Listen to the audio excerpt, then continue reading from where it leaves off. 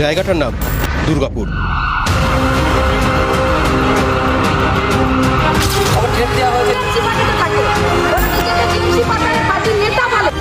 দুর্গাপুরের নিউ টাউনশিপের নবীনপল্লী এলাকায় মদের দোকানে দৌড়াতের প্রতিবাদ করেছিলেন এক মহিলা।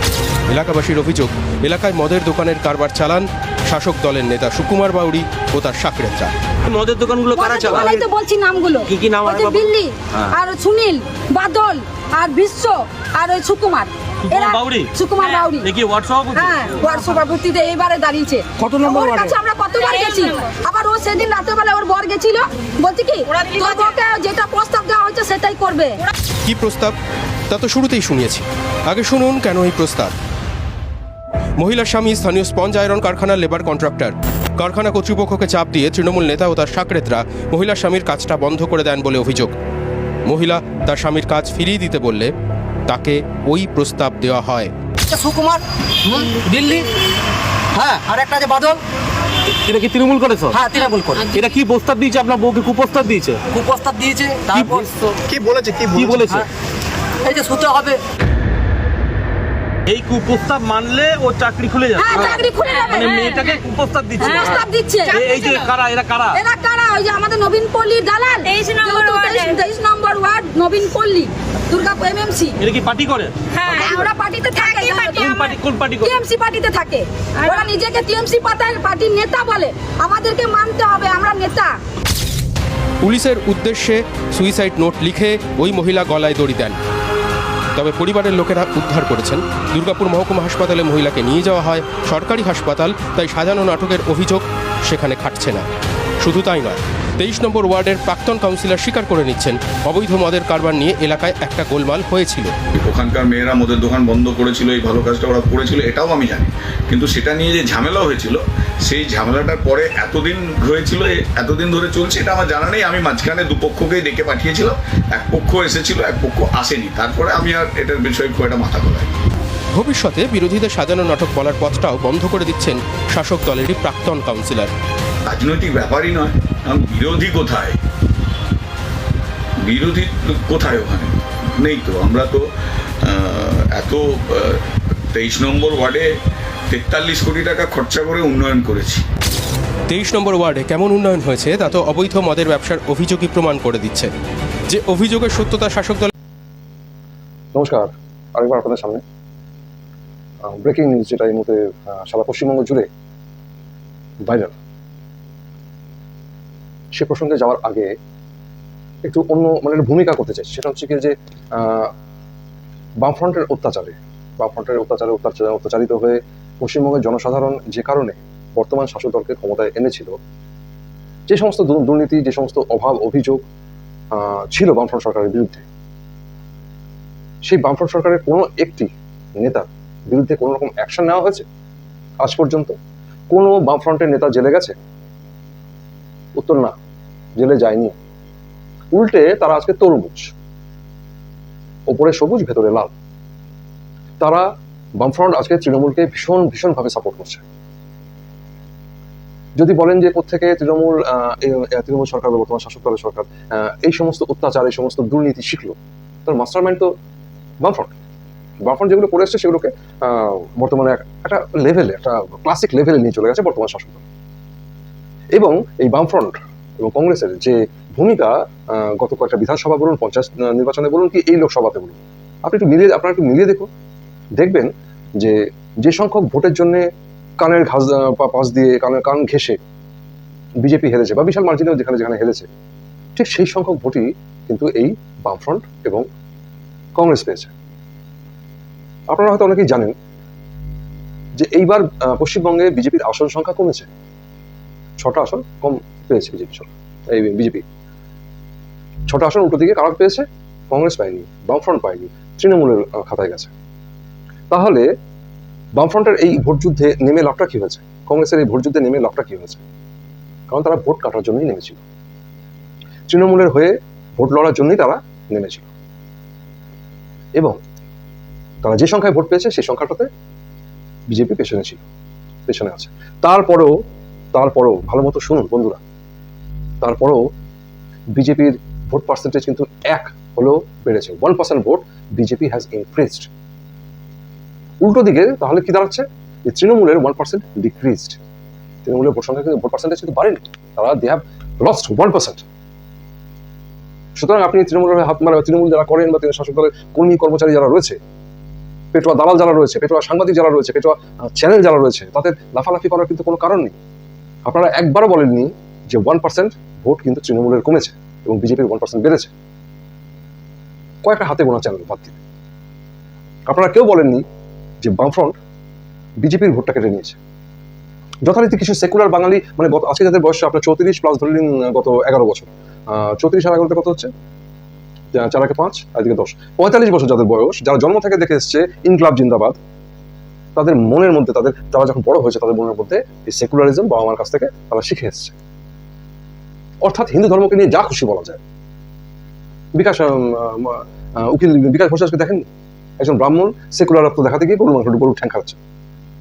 অন্যান্য হিন্দু নেতা নেতৃবৃন্দদের দেখছেন না, তারা মাথায় ফেস টুপি, মাথায় কাপড় দিয়ে, হাত কি যেন একটা ইয়ে থাকে আর কি, আপনার ইফতার পার্টিতে যাচ্ছে। কি কারণে কি তার পেছনে কারণটা কি?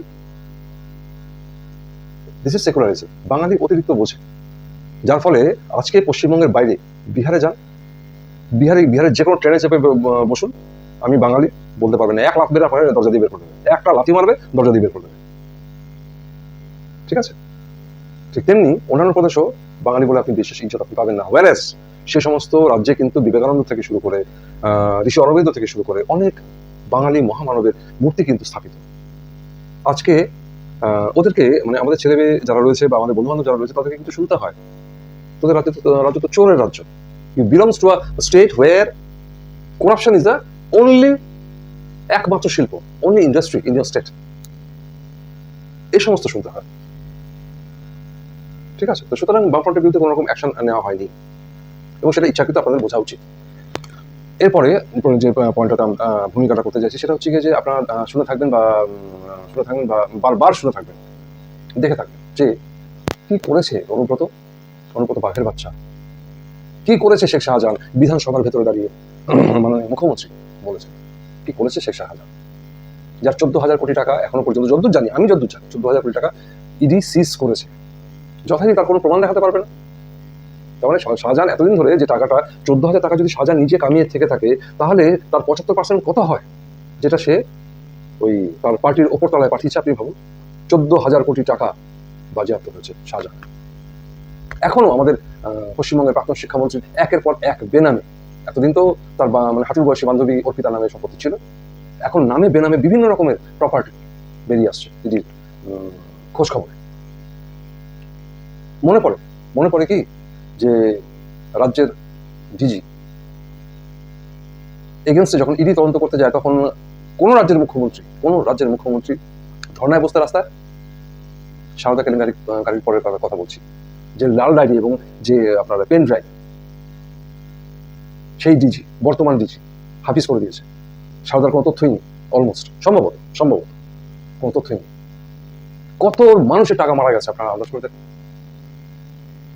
তো এই হচ্ছে গিয়ে শাসক দলের ভূমিকা।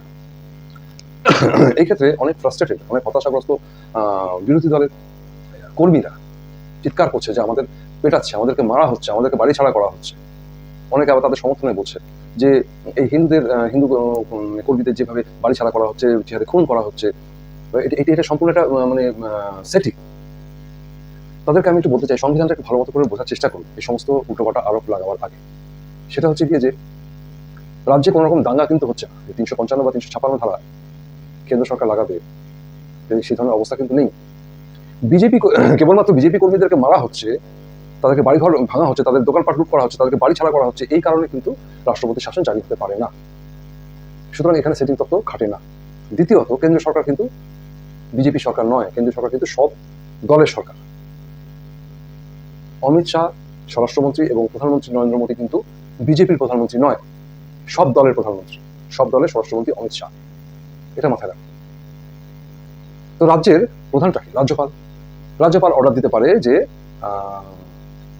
পুলিশ কেন ঘুমিয়ে আছে। বিভিন্ন জায়গায় গিয়ে তিনি সমস্ত রকম ব্যাপার স্যাপারগুলো দেখলেন, তারপরে পুলিশে মুখ্যমন্ত্রীকে বললেন, স্বরাষ্ট্র দপ্তরের সচিবদেরকে ডাকলেন, সচিবরা তো রাজ্যপালকে পাত্তাই দেয় না, রাজ্যপাল ডাকলে যায়ও না।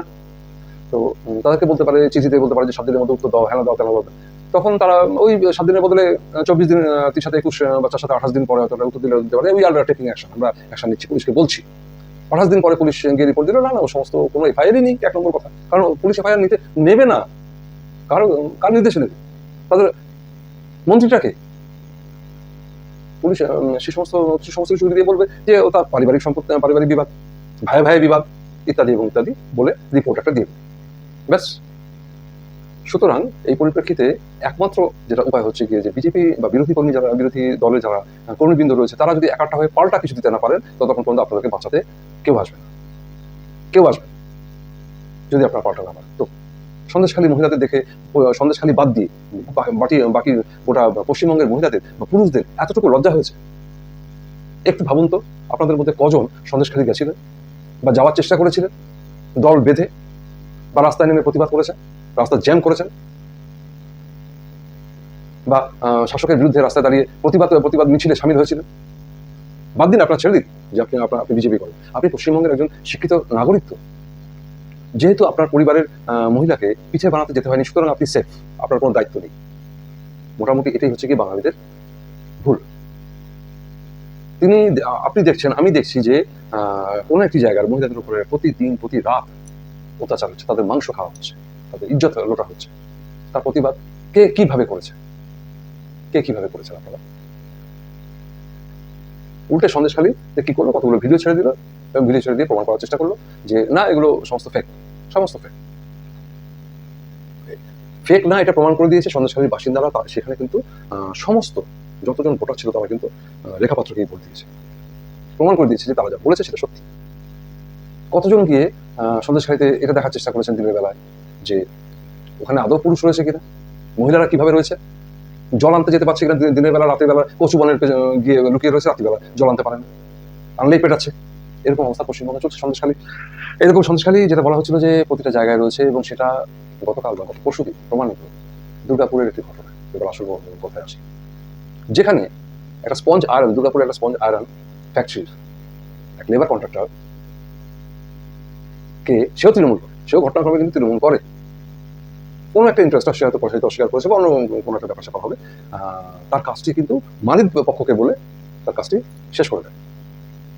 তখন তার প্রতিবাদ করে তাকে বলা হয় যে তার স্ত্রীকে পিছিয়ে বানাতে যেতে হবে। সে আগে একই কথা, শেখ শাহজাহান কি করেছে, এরকম শেখ শাহজাহান প্রচুর রয়েছে। দুর্গাপুরের যে জায়গাকার ঘটনা, সে জায়গাকার তৃণমূলের যে প্রতিনিধি তিনি নিজে স্বীকার করেছেন, তিনি নিজে বলেছেন এখানে তো কোনো বিরোধী দল নেই, যে শুধু এখানে ষড়যন্ত্র করবে।